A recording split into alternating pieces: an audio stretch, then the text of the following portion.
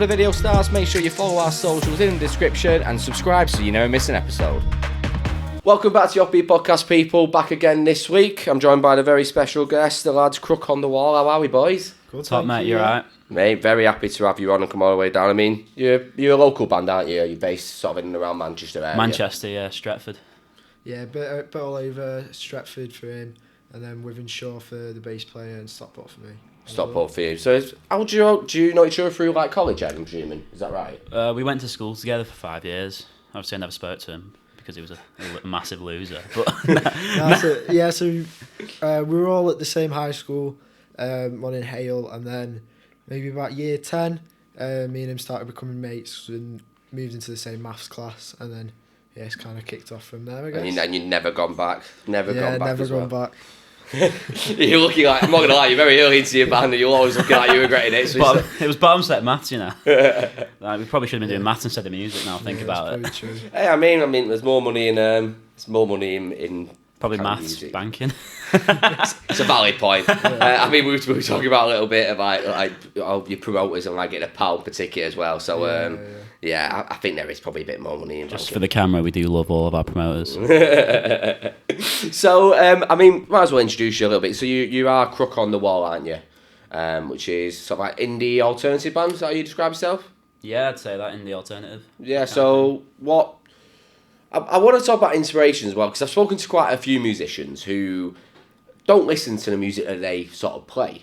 Are you the same, or are you just strictly indie or alternative music? I think that we'll try to take like some inspiration, but like for us being originals like huge. So we're trying to make like in a way we're trying to make like a new sound. Like I think a lot of people still hear other bands in it, but we want to take it. So some inspirations we have. So no, Elliott's like the Smiths and the Chameleons, the Beatles as well for both of us, and then with me as well. Like I really like Oasis and the Arctic Monkeys. So like there's all inspiration from them, but we're never going to try and make a song that sounds like them. Like we want it to sound like original.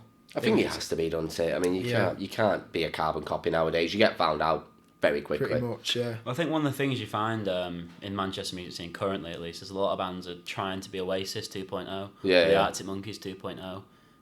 It's been done. Yeah, we would. It's been done better than they could ever do it.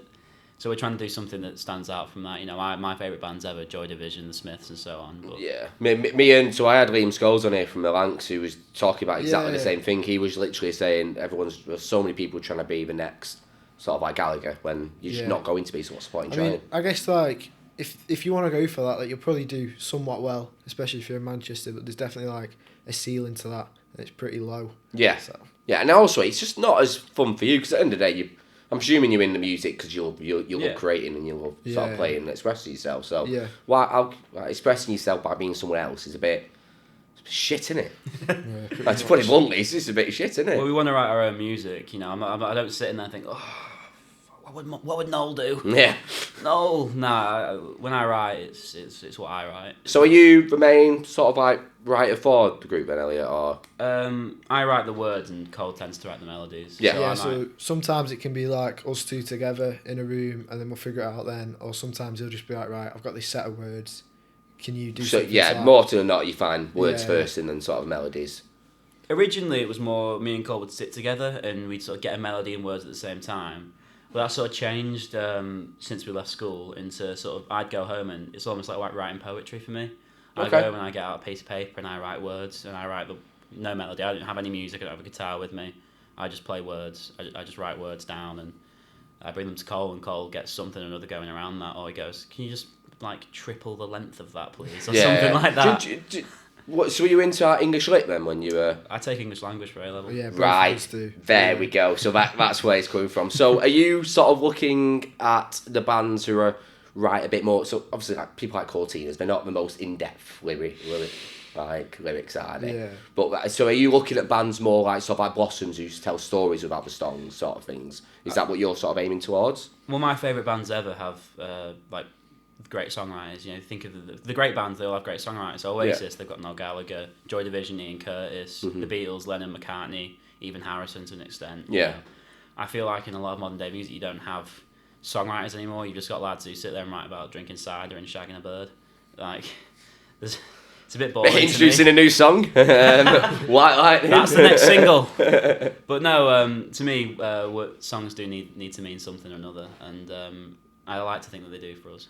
I think that's a good idea as well, because it's a niche. It's what you want as well, because there's a lot, as you said, there's a lot of bands right now who are sort of just playing. Because I interviewed the Rosellas, and they're quite similar. So they've got 2 writers who have written like 60 songs, and they're just constantly churning out different words. They're like you, they're just writing everything down constantly.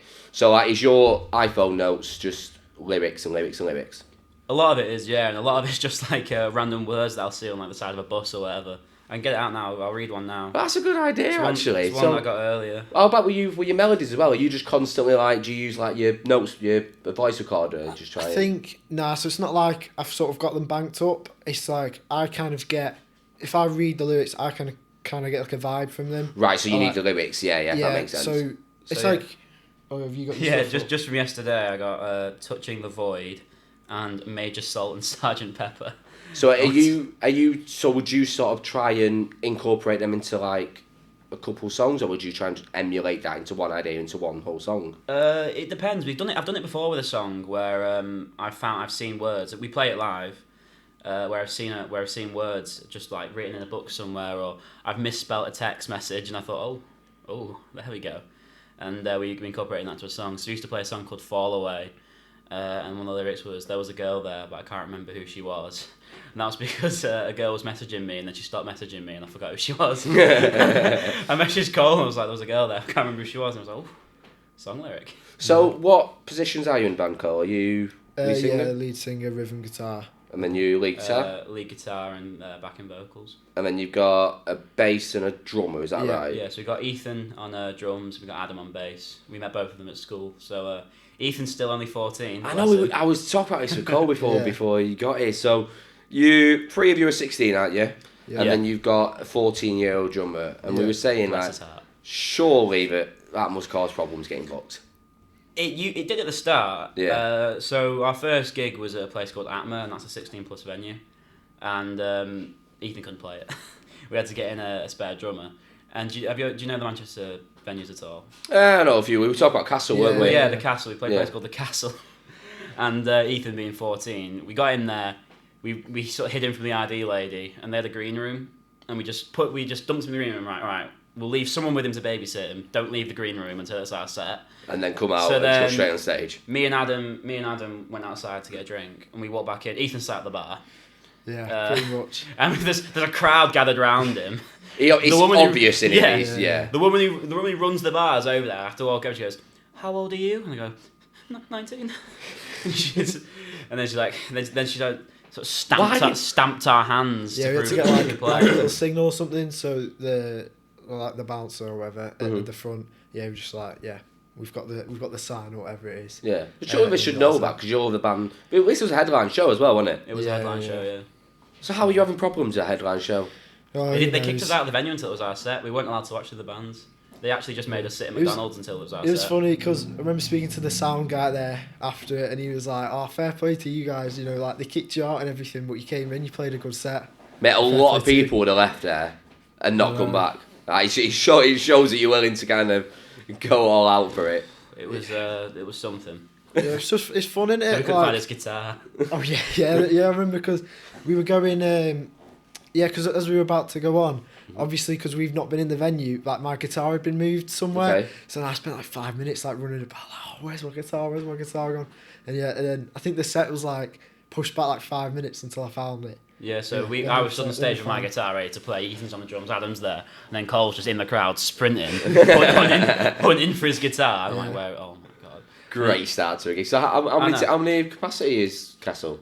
Tiny. It's like 70, 80, isn't it? Like 70, 80. 70, 80. Yeah. Is that the biggest gig that you've done then? Oh no, Academy 3. Academy 3. Academy 3 is about 500. And were you supporting? Yeah, we were supporting a band called Pure Stan. Yeah, nice. There were 2 of us on. I think Super Fuzz run before us, and then T Block run after us as well. I think they're doing like a co-headline tour, I think, with Pure Stan. Don't know how it works. T Block, nice. But they seem like they were pretty good mates, so yeah, it was pretty. They all went uni together, the other bands. So right. They all go Royal Northern College of Music. I've not even done music GCSE. So these are like proper music students. They know. Yeah. And they had like these like £800 pedal boards, and I rocked up 2 pedals in hand, 1 guitar, couldn't figure out how to turn my guitar on. Then the pedals weren't working. The pedals weren't working. See, that's why I'm a bit nervous that if I ever grow to a bit where I get proper podcasters on and they start rocking up and... Yeah. Like, my set is what I've just done it based on what I've learned, and I didn't do GCSE music, or I didn't do anything to do with like media or anything, so I've got no idea. So someone rocks up and be like, "Why have you got your camera like that? Why have you got that?" Like that? And I'm like, I don't know. I don't really know what I'm doing. It's trial and error. None of us did that like that. To be fair. I guess if the end product is fine, yeah. Like, it's not like, you know, you're going into Glastonbury and they're being like, "Oh, come on, where's your GCSE?" Of course, yeah. So like, I think if anyone can get the end product to sound the same, then yeah, you're fine. As far as I'm aware, like the Beatles, Joy Division, Oasis, Stone Roses, none of them had formal music training. It's not to say don't get it, but it's not necessary. You don't have to go. It's not like if I don't know what a cage system is on a guitar, it's not like I'm gonna be. We do know what the cage system is. any guitarists out there, I do know. So are you? Do I? So are you looking to go to uni and just carry on with English language and or? I want to do law. Whoa, hard. Yeah, I think we want to stay around Manchester, but I was thinking like. Is that mainly for gig reasons?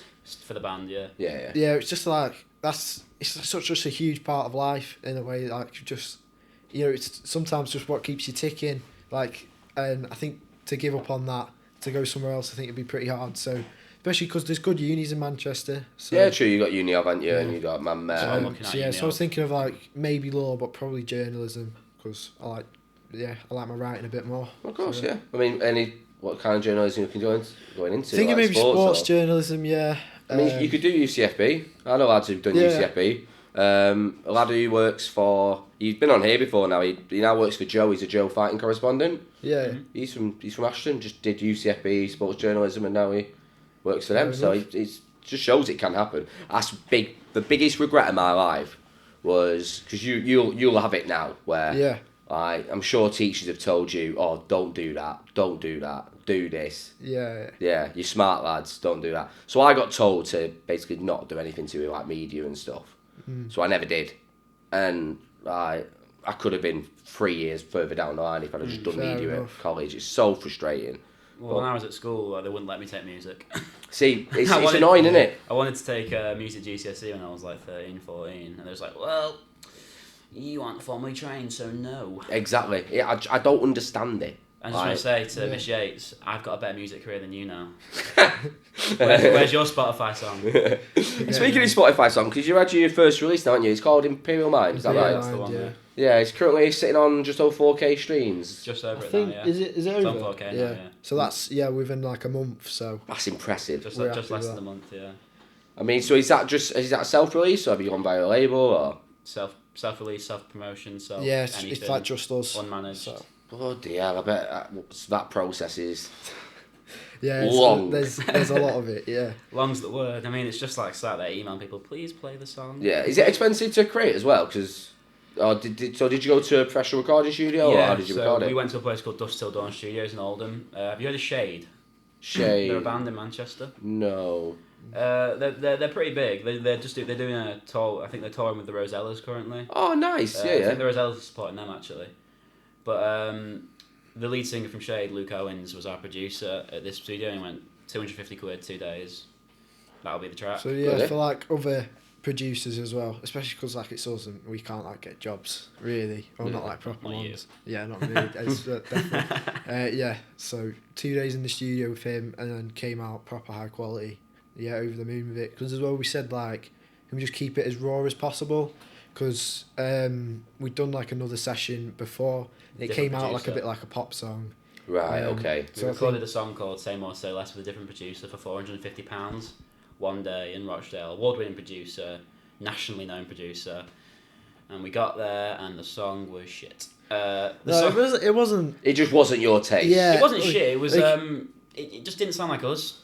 Imperial Mind sounded like us. It sounded like that sound we wanted to, and we spoke to you before about how like being original is key to us. It didn't sound original. It sounded like Dua Lipa. So I guess. Like it would have done well. Fucking love Dua Lipa, by the way. Yeah. Slag off Dua Lipa, we'll be outside, don't you worry about My that. DMs are free.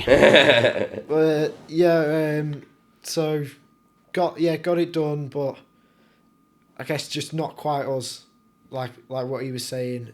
Like it would have done really well, the song, and like it is like I do think it is a good song still. I like it. I enjoyed it. Yeah. That's why I initially brought it on, because you messaged us, didn't you? And I was like, I'll give you a listen, see how it is. And I like the song. So I thought, did you hear that original song? Oh, it was Imperial Mind, so on Smoke Up. Oh, no. This song we recorded was called Say More, Say Less. Oh, no, I've only heard Imperial Mind. We'll show you later. Yeah, so it came out, like more like a pop song.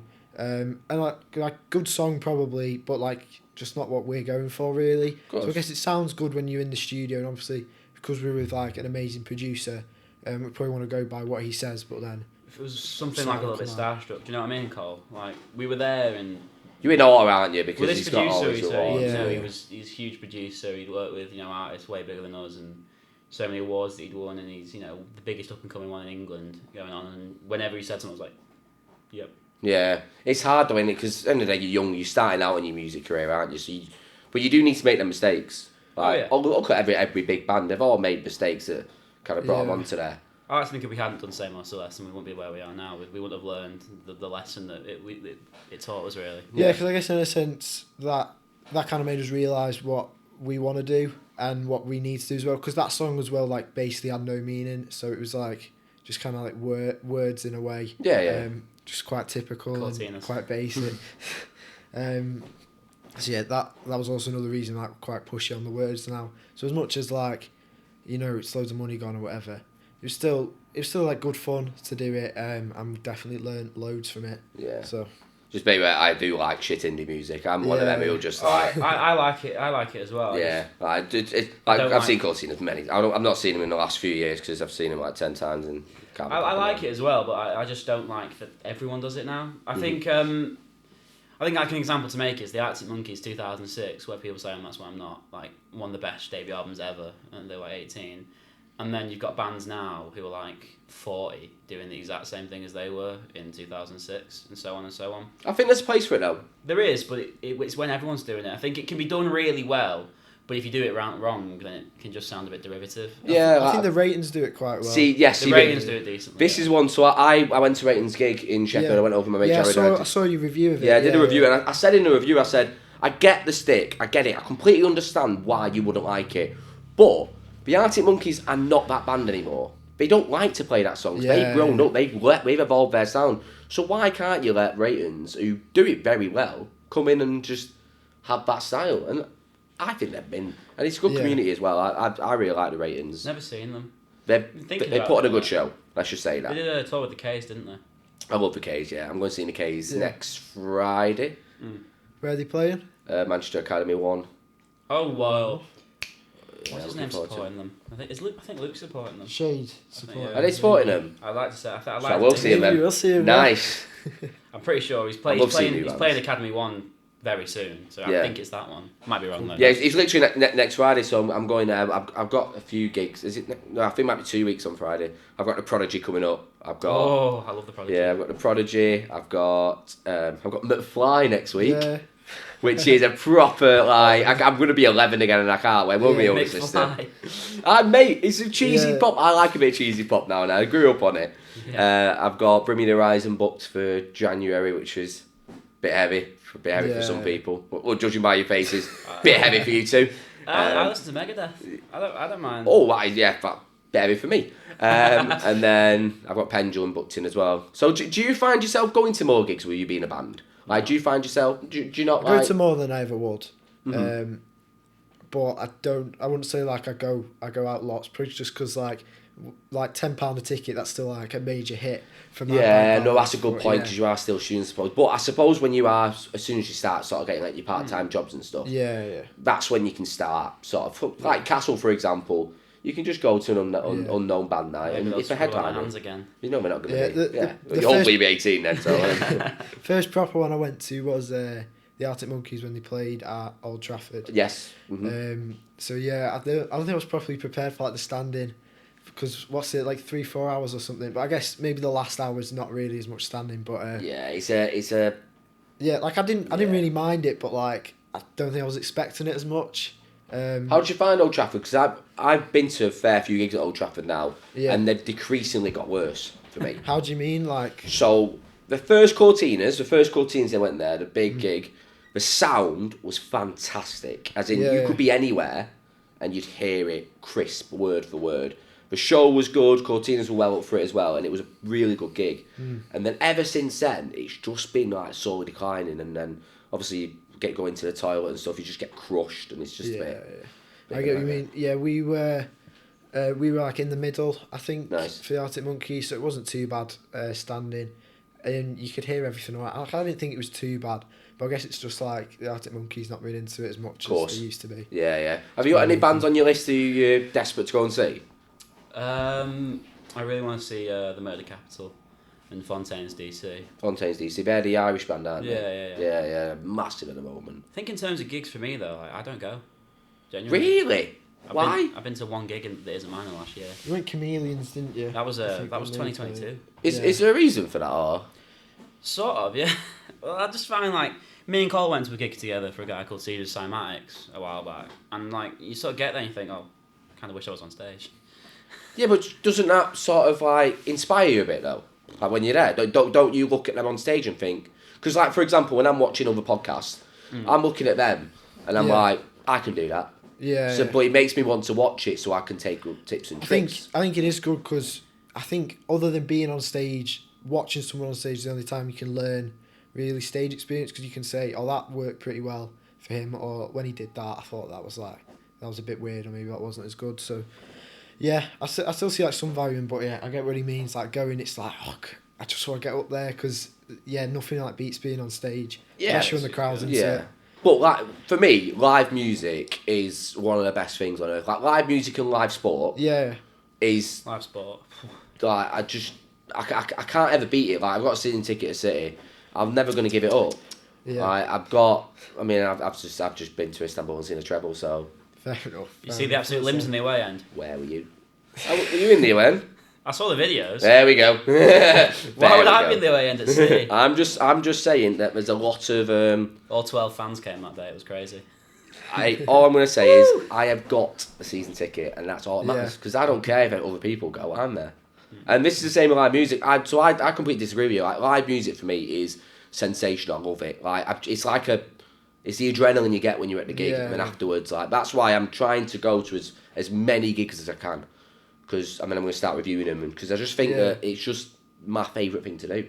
I love it. But I suppose I don't have the musical, not ability, because I don't want to do it. Like when I'm looking at a band on stage, I don't want to play that instrument. Yeah. I just want to listen to it. But you've got that goal of, I want to be on there.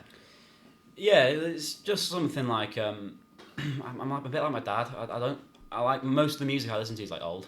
Like, okay, yeah. My favourite bands like Joy Division, The Smiths, like don't exist, or they're dead. Mm-hmm. Like there's really like not much wriggle room there. I wanted to go to Manchester Psych Fest, but I couldn't get tickets to see the Murder Capital really badly. I will see them at some point, but aside from that, there's not too many bands I badly want to see. But I'm sure someone or another's going to come along. Or I'll find someone or another on Spotify. But, you're always going to, aren't you? We'll see Shade. We will see Shade at some point, yeah. Yeah, I mean, I looks like I'm going to see it before you, so I'll let you know. Big up, Luke.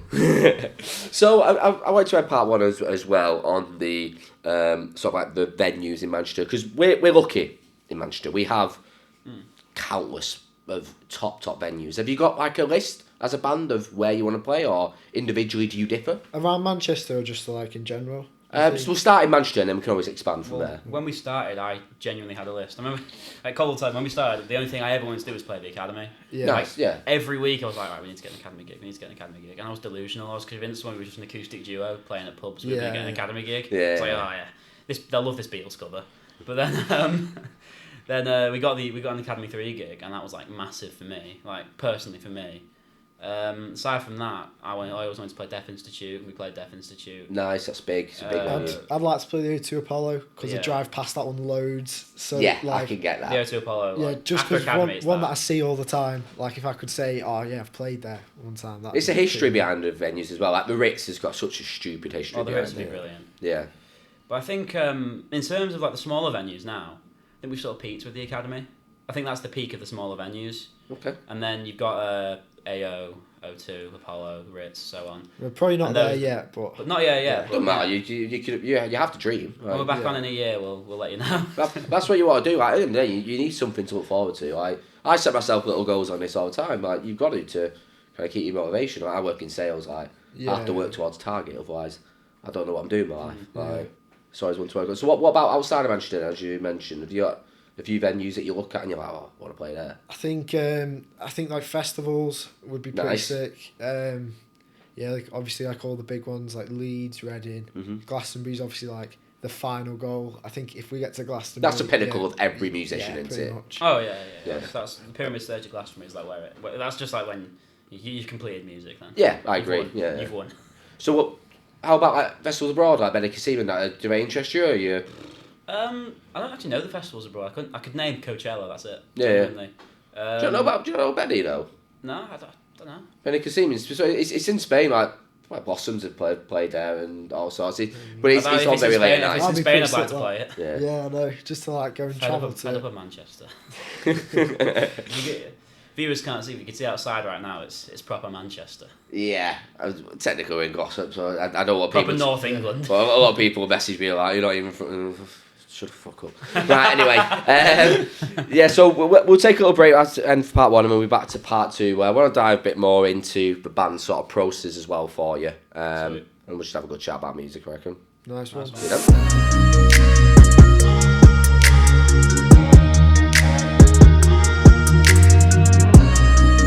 Welcome back to part two.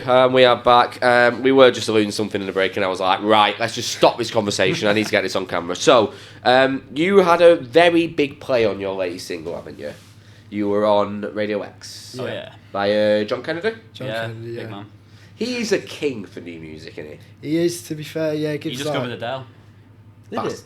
I did not know that. I googled it. He discovered Adele and someone else huge. And he discovered Crook on the Wall. Yeah, I discovered Crook on the Wall. There's the clip for your socials. You've got it. You've got the clip. Fantastic. So, how did that sort of come about then? So we really wanted to get Radio X. So when we started the campaign for the promotion of the song, like we sort of wanted one big radio play, and if we got that and 12 streams, we would have been happy. So we went on Twitter, and I started this campaign. It was like day one of tagging at John Kennedy to play our song. So after day one, and after about 15 minutes of doing the first tweet, he replies to me like, "Can you email me the song?" I was like, "Get in." Sake. Yeah, but that could have been good for followers. Oh, true. But he DM'd me and he was like, "Here's my email." We sent it to him and he was like, "I really like it. Can you just send me some information about the song?" And I was like, "Yeah." So he asked for loads of information about the band and the song, and then I had to send him like an essay about like my favourite colour and stuff like that. But to be fair to him, all the stuff that he made me email him, he mentioned it on the radio. Nice. So he didn't just play the song. He spoke about us for a good minute. Just good promotion, and he's really doing it for free as well, which is really good promotion. He doesn't need to do it as well. It was nice to hear like what he said about the song as well, because he said like for our age, it sounds like really mature. It's like it was really just like honest feedback like we could do with. So we're forever grateful for everything he's done. John Kennedy, what a guy. That's all I have to say with John Kennedy, what a guy. Yeah. Imagine how many bands will say the same thing though. I bet there's countless of bands that he's done that for. Oh yeah. And it's just he just seems like a good fella. Like for him as well, like it's not a massive thing, like giving a band a play, but for us that's like. Well, it means everything. It's the biggest thing we've had. Radio X. Like I grew up on Radio X with my dad. Like I'd be in the car listening to Radio X. XFM at the time. Yeah. So getting on Radio X was like, wow. Pretty crazy. It's a dream, isn't it? It's definitely a dream. That's why it always confused me. Joe, when it all kicked off about stuff like Chris Moyles, that's why it never made sense to me, because like when he said all that about unsigned bands and stuff, like John Kennedy's literally your colleague. Chris Moyles has said some interesting things about bands. Like he's a great DJ, brilliant DJ. I really like some of his. Have you seen the pub talks they do? Yes, I think those are great. Yeah. But I think his opinion on unsigned bands is just a bit sketchy. It's like every band starts unsigned. So what's your point? Liam Gallagher, your best mate, you've done pub talks with. He was once unsigned. Yeah. Like everyone has to start somewhere. Everyone's like. In 20 years, whoever the biggest band in the world is then will now be unsigned. So that's why it always baffles me when I see people quit things dead early, and they say, "Oh, we didn't get any traction," or "I just never took off."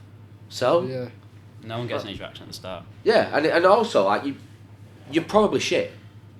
Like to be blunt, when you start out, you're probably shit. We definitely were horrendous. Yeah. I mean, like, but you have to have the sort of way to see past it. Like if you watch my first ever episode, I can't believe I've not privated them, but they're still there. I'll be on after this. Jesus Christ, they are dire. The editing shit, the sound quality shit, the conversations we had were probably quite shit. My interview skills were awful. Yeah. But you have to grow, don't you? You have to learn. Well, when we started out, I was convinced. For some reason, I was convinced we were the best thing since the Beatles. We were not. We were an acoustic duo, just me and Cole.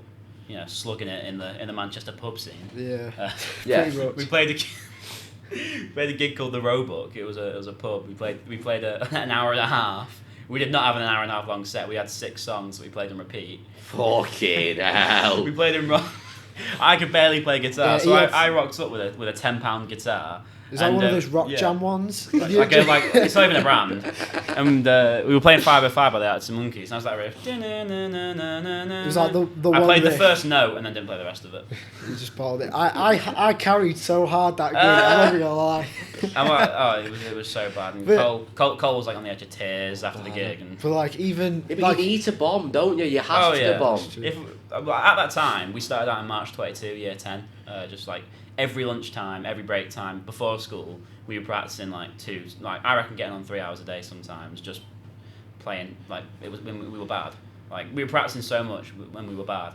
And I think that goes to show, we're practicing for 4 months daily, 3 hours a day, and we're still bad. You've got to give it a while, because now we've gotten 4K streams on Spotify, and then we're on Radio X, you know. Like, we're not huge or anything, but, like, we've come that far, and it's not from like a lack of practice. Even like from the first gig that we did at Atma, like comparing our sound then when we had like all our settings messed up and there was like way too much gain on some of the songs and whatever, to now like us being a lot tighter, having because you learn, don't you? You've got to learn. And like there's so many stages. Like you come, like when we realise actually we were probably pretty rubbish back then, and then like remember at that stage because that was probably like at the first live gig that we did properly with the full band, and then since then as well, like looking back, like it was alright then, but like we've still come a long way. Just feel like there's a lot more space to go into. Atma was alright, like we played a decent set, but like it was our first ever full gig, and if you compare that to when we just played Academy 3, it's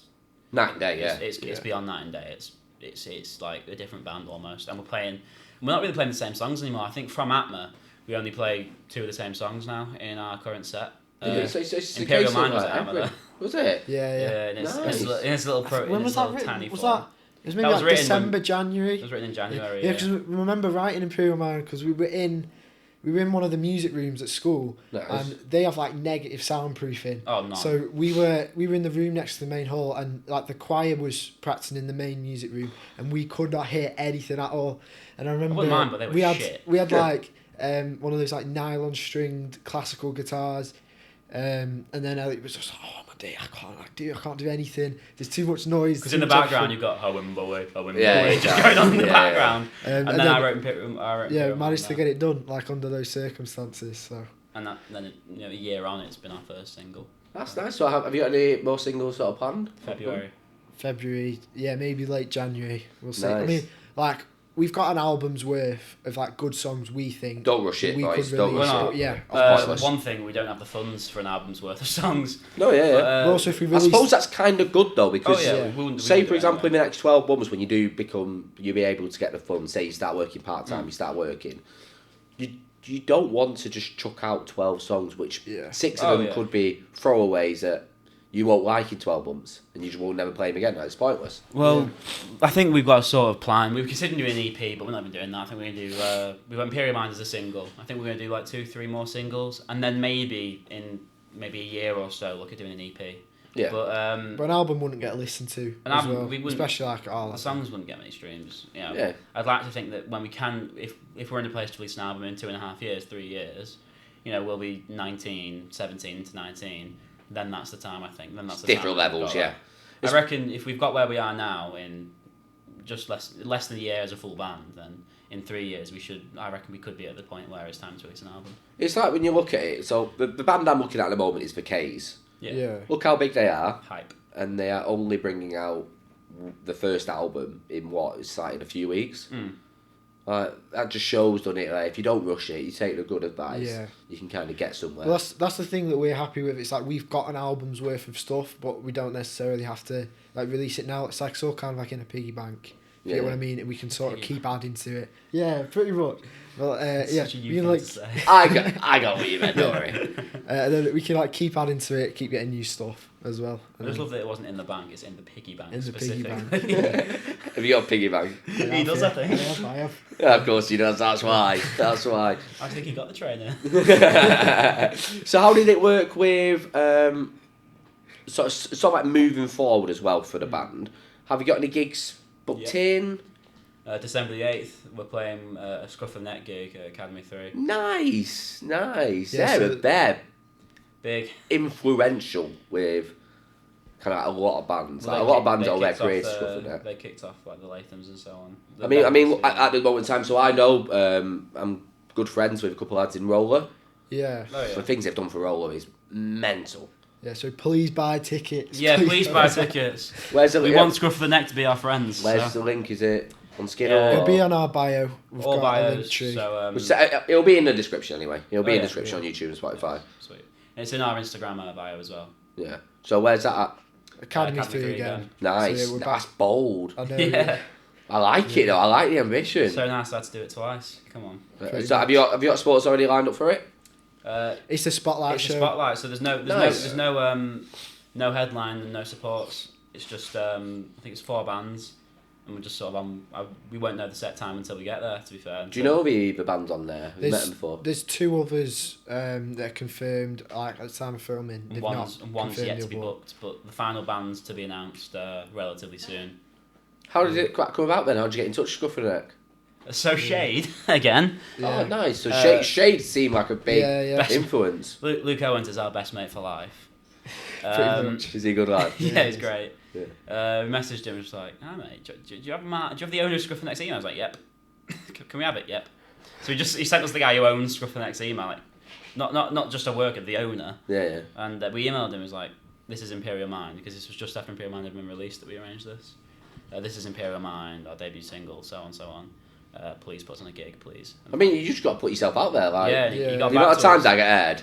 Yeah. Woo! You should read my Instagram. Same to us. I get aired there. He got back to us and he was just like, "Yeah, we like the song. Does Academy 3 at December 8th work?" And we were like, "Come on, yes please, pretty please, come on, does it work?" Good start as well though, because I mean, all you need to do is play one good gig and you don't know who's watching. You can have a promoter there. You could have anyone there, especially with Scruff of Neck. Scruff of Neck do Isle of Wight, don't they? Is that right? They have a stage at Isle of Wight? Yes, they do. They have a stage at Leeds as well. Nice. I think they've got all the BBC introducing stages are ran by Scruff of Neck as well. Nice. So I think they've got something going on at Glastonbury as well, but I'm not too sure. So if you do well with Scruff of Neck, then you're doing well. Yeah. Ask Roller. I mean, Roller were flying me. I still can't believe that they supported Kasabian last year. I saw it and I was like, James, the lead singer, and Luke, who plays, I want to say rhythm. They so I play cricket with them since I was like 11. Yeah. Luke is a bit older than you, so a couple years older than you. James is a year or 2 older than me. Like, they're literally just lads I know, and they're supporting Kasabian, and I'm like, what the fuck is that? Did you go? No, I didn't go. It was in. Guest list passed. It was in Birmingham, I think. Was it Birmingham? Was it Manchester? Can't remember. I didn't go. I don't know why I didn't go. No, I didn't go to that gig because I was seeing Kasabian at Albert Hall. Oh yeah. Right, fair. So I saw them, the K's and the Snuts. It's a fucking good gig, can I just say. I saw him at Albert Hall and it was sensational. Like, really, really good. It was a teenage cancer gig as well. So good cause then. Everything went to a good cause as well. Yeah, not too bad. I want to get to know the band in a bit with a few other details as well, because you're saying that you're into your sports as well. So United! Are you all Reds? Yeah. All 4 of you? No, the bass Adam's a player blue. is a blue. So yeah. I just wonder who's got sense. Yeah. Well, if you knew him. I mean, you're all from Stretford, and surprised at you. Stockport. Stockport is very blue. No, because I've moved around a fair bit. Right, okay. Yeah, I'm not like Stockport at heart. It's just kind of where we ended up. So. Because Stockport is very blue. I'm from United homeland.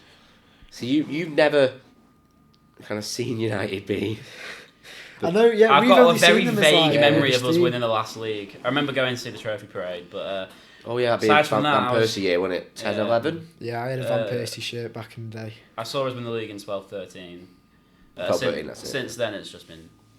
Let's not talk about it. You must have seen City when they were still at that Sean main Wright road. Phillips. Yeah, my first season ticket was 04... Was it 03, 04, 04, 05? It's the first year we moved to then the City of Manchester Stadium. We moved there, and so apparently I saw Main Road, but I don't remember it. The first memory I've got is when we beat United 5-1 and Sean Wright Phillips scored twice and he's got a scream at my end. I remember Dad took me for KFC and I was like a 5-year-old boy. Like, oh my God, it's the best day in the world. But yeah, I had a season ticket for now still on record, the lowest amount of goals scored at home in a calendar year. How many was it? Not many. I think it was like 13, something stupid 13? Like that. It was like current United. Was it 13?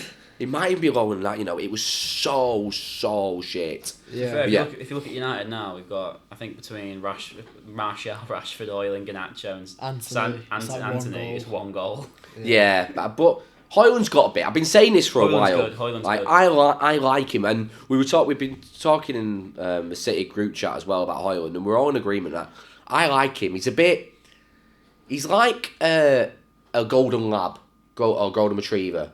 Just runs. He's very excitable, loves everyone. He puts his ass on the line, does all the hard work. He's just not got that finishing touch yet. He's young. Genuinely, if you watch him in the Champions, I watch him every game. He looks good. Like, he gets there, he gets in the positions. I'm not worried at all. Like, he's played 9 Prem matches now, no goals. I'm still not worried. It's like the 007 thing with Mount is like a lot more concerning than the 007 with Mount is just shit. But Højlund is genuine. If you watch him play, Højlund's like a good football player. Like in the Champions League, 5 goals, 4 games. That speaks for itself.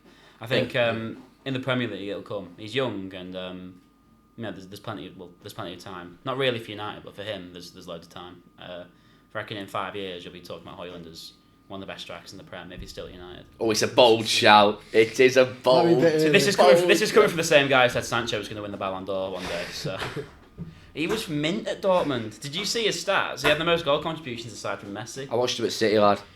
Well, I knew he weren't going to make it. He was an arsehole at City. He's an arsehole, but they were begging for him at City. Like Guardiola was like, "Hey, it's 20k a week, 16-year-old, please stay," and he left.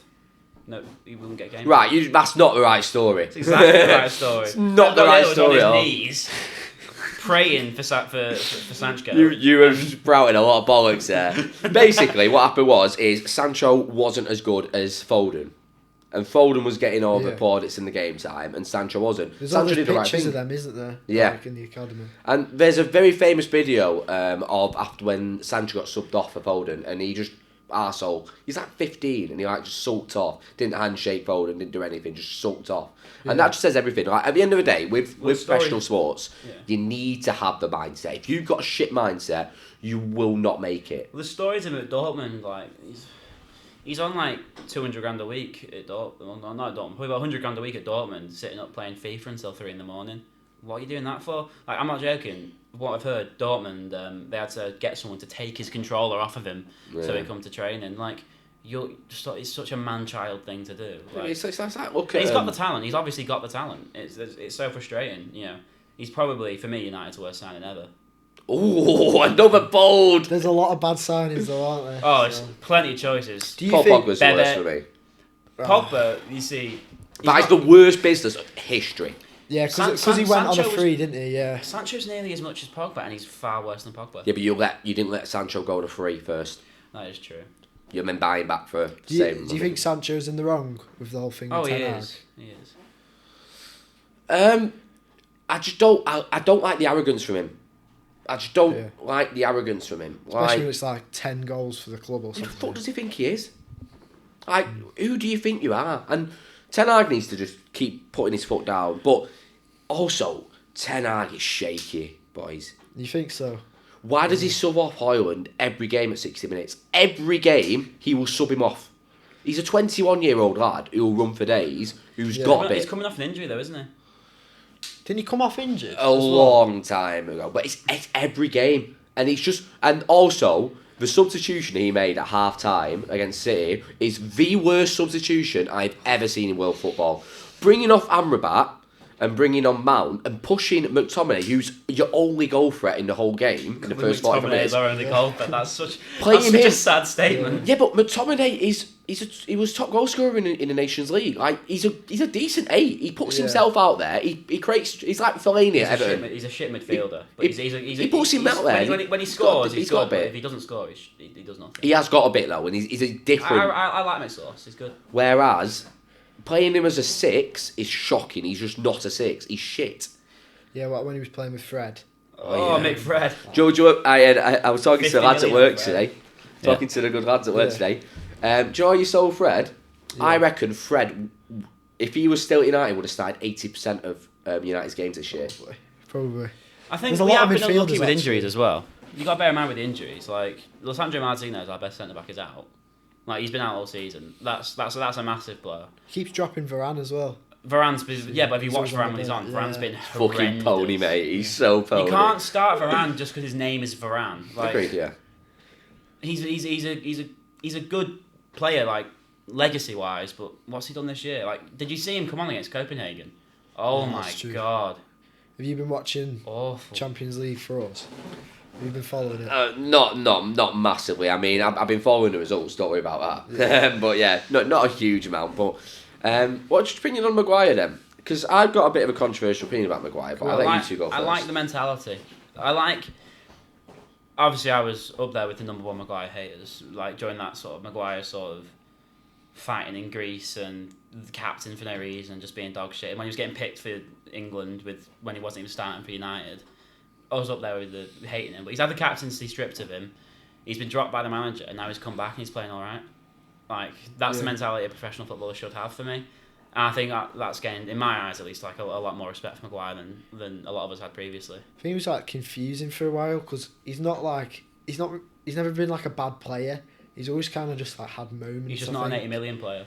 Yeah, I think like because United do that, like players like Anthony as well, like coming for like as much as he comes for, like he's got to like play like he's worth that much. Yeah. So do you think that the United and English tax has massively hampered him?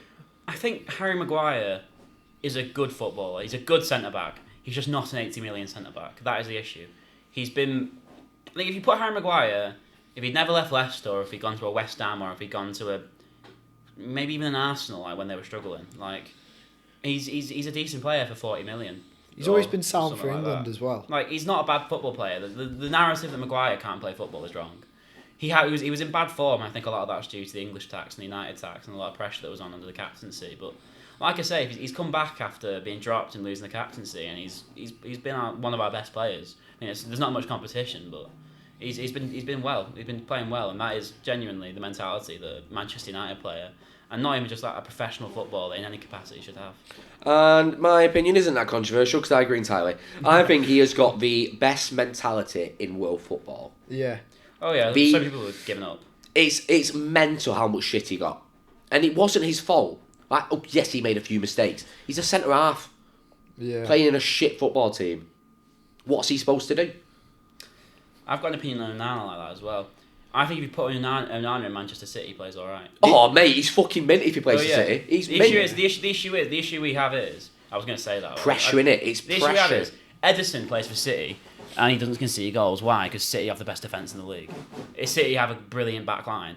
We've got fucking geriatric Evans, and no offence to Maguire after all we said. Like it's not world class, is it? It's not Champions League. No left back, and an all right back. And we've got a goalkeeper isn't a pure shot stopper. So he is going to concede. If you put Onana in City or Liverpool, he's Ederson-esque, and I'll stand with that. Did you see him at Inter?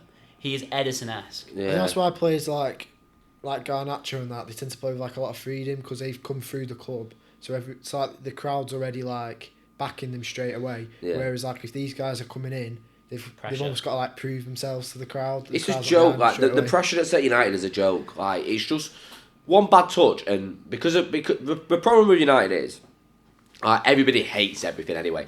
Everyone hates going. Like, all my mates hate going because they hate the Glazers, they hate the stadium, they hate how the clubs run, they hate some of the players. but they still go because they're Man United fans. Yeah. And it's in you, isn't it? Like, see, that's the problem. When you go with that much sort of like hatred towards things, naturally, when a player makes a mistake, you're going to think, oh, for fuck's sake, it's happening again. And then the players know that. There's 70k people booing you or like giving you shit. Or the worst thing is when someone doesn't boo or anything, but it's just that noise. It's the expectation that comes with Man United. Like, yeah. It feels like if you go to 2010, the expectation at United is you are expected to be in one of the best teams in the world. Yeah. We still have that expectation for some reason, but we aren't one of the best teams in the world. Yeah, like it's City levels and levels and levels above you. Not just us, everyone else. City levels with anyone in the world. And I'll say that with anyone. They're better than Real Madrid by a mile. It's how it comes around. We prepare for the next like 10, 15 years. Like if Pep leaves tomorrow, like I think if Pep leaves, you'll have a few bad seasons. You have to. Yeah, that's just normal. You won't win the league for 2 or 3 years, but then you'll get like Zidane. Yeah, like I don't get what they're saying about like getting rid of Ten Hag. Like because like in his first 50 games, he won more games than Ferguson did. Like Ferguson had an awful few years. Yeah, like he's had a better start than Ferguson has. So like, especially like what's that, every 2 years or something. But also the money behind it. If you sat tonight, I saw his the payout that you would have. It's fucking absurd. Like you're talking millions and millions and millions. Oh yeah, because the Glazers are greedy. They won't bastards. Do it. Yeah, greedy bastards. I've got a good football opinion here. Very controversial, right? I don't understand why this has changed with managers. Why you can only sign big name managers now who've signed for big clubs. So back in the day, you'd find a good manager. You'd find a Ferguson who was at Aberdeen, or you'd find like a Clough who was wherever the hell Clough was. Ferguson won trophies at Aberdeen. He was a still big name manager. He wasn't the biggest name manager. We're talking like an Eddie Howe who's built up from the bottom. Yeah, like an Eddie Howe. I think there should be more Eddie Howes. Like, how can it not be talked about more? That Eddie Howe took a team that was in League 2 to the Premier League. That is unreal. But no one goes, oh, Eddie Howe, he's fantastic. Eddie Howe is up, like, it goes probably Guardiola, Klopp, Howe. Yeah, but I think I know why. It's fair. They're scared. Because if they... Like, if it doesn't work out... Yeah, they're terrified. Like, fans want big names. That's a problem. Whereas, like, for example, Tottenham did it with Ange most recently. They just took a gamble on him and it's worked out. If he'd have lost the first 3 games... Fucked. He's fucked. Yeah. It's fair. It's fair on it. That's why you see these small name managers go into the small clubs and working their way up. But I agree with you. Like people like Ange's a great manager. Like we've seen how like he's stubborn in his ways, and he seems like he's a good guy as well. Same with Eddie Howe, he's worked his way up. Loving Eddie Howe at United, but I also will be firm in this: the manager is never the issue at United. It's just like we are the one major club in world football which doesn't have a director of football. It's mental, innit? Who doesn't have a director of football? We got fucking what's his name? That loser in the dugout with Ten Hag. He's the McLaren. Mike Phelan was about. Steve McLaren. Yeah. Oh my god, those are our closest. Those are our coaching staff. Brilliant. We've got no director of football, and we've got owners who call it soccer. Like yeah.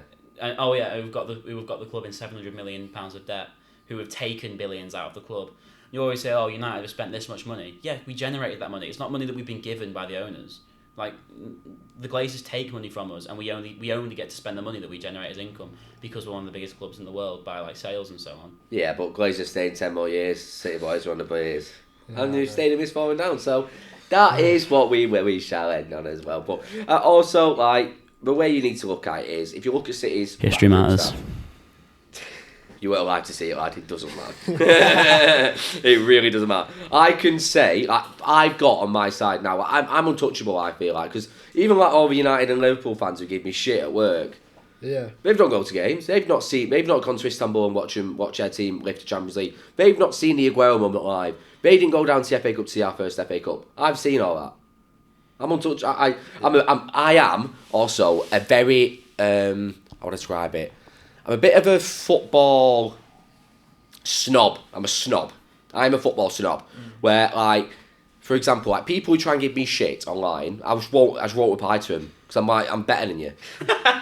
I'm a better football fan than you are. And people are like, yeah, but I can study all these stats and all these. I know the XG of Marcus Rashford in the past 4 games. So I was there. I think United fans get a special pass as the best football fans in the world just because we actually watch United every week. If you my best mate sports Oldham. Oh, Jesus. If you have the power to watch a team like United every week, see that is the wrong football opinion in my eyes, because football, you're lucky you support Premier United. League team. Yeah, in Champions League football, whereas I know lots of people who support shit Bury football fans. clubs. Yeah, like I've had a couple of Bury players on here, and like they're passionate about the club, and I love the passion, love it. But yeah, they're doing like the 10th day, bringing in like thousands in the crowd. Yeah, it was like 5k. It's mental. It's crazy. They live for. I mean, they'll power through to back to like League Two. Yeah, they will do, because they've got the players to back it. Like, people want to go to Bury. Yeah, and they've got the fans.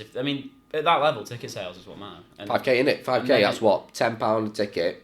Oh yeah, 50k match. You're looking 50k match plus what you're looking at food. At that level, the other team's bringing about 70 people. So. Yeah. So it's mental, the difference, and it also helps build up other clubs in that division as well, because they're now obviously Bury taking 1,000 fans away to some away games.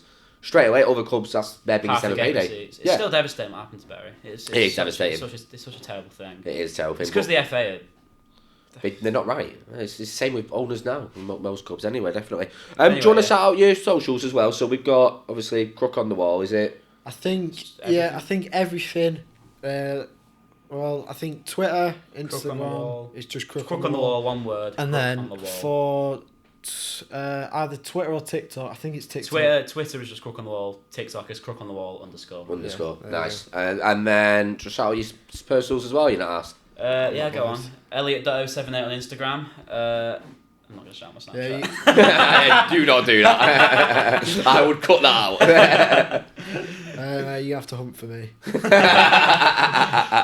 Follow me and you'll find him. Perfect. Well, thank you very much for coming down, boys. I do really, really appreciate it. If you are listening to this on Spotify, please give us a 5-star review. Head on over and do stream Imperial Mind. That is out on all platforms at this moment in time. And if you're on YouTube, please make sure you subscribe to never miss episode. Check out my past content, and also check out Rockstars, a podcast. This is a joint collaboration with them. But perfect. Thank you very much for watching, listening, showing your support. Thank you very much for coming down. Thank you very much. Thank you. Thanks for having us on.